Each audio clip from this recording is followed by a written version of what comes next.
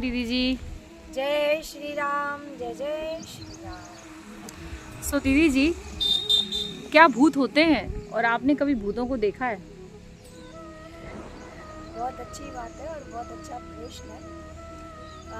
कहते हैं ना, भूत और भगवान है तो भूत भी होंगे, दिन है तो रात भी होगी। तो इस प्रकार एक सिक्के के दो पहलू के समान सभी चीज़ें अच्छी बुरी सब कुछ होती हैं।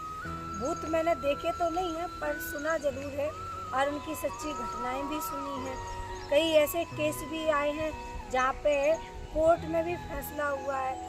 और हमारे श्रीमद् भागवत महापुराण से देखा जाए तो धुंधकारी का प्रसंग आता है, जो भी बहुत बड़ा भयंकर प्रेत बन गया था और उसकी मुक्ति के लिए श्रीमद् भागवत कथा सुनाई गई थी।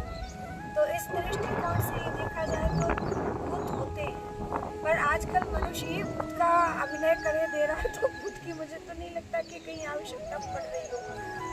मनुष्य ने, कुछ मनुष्यों ने ऐसा बना दिया है कि वो हर एक कहते हैं ना कि मनुष्य सर्वाहारी बन गया। जैसे आपने जीव जंतु सुने होंगे अलग अलग तरह के कि वो ये चीज़ खाते हैं, ये नहीं खाते हैं। जैसे अभी हाथी है और कई ऐसे गाय है, तो ये कुछ हैं जो मतलब मांसाहारी भोजन नहीं करते हैं, ये शाकाहारी भोजन करते हैं।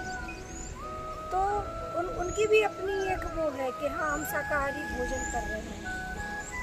या वो जैसे गिद्ध हैं, स्वान है, शेर है, तो वो मांसाहार का भोजन करते हैं, तो चलो मांस खा रहे हैं। सबकी अपनी वो बट गई भोजन में। तो मनुष्य का क्या है, वो शाकाहारी जो है मैंने बहुत सारे तो ऐसे हैं जो सर्वाहारी हो गए, कुछ भी खा सकते हैं।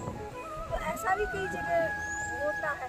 तो उसी प्रकार मनुष्य ने कुछ कुछ अभिनय भी ऐसे ले लिए।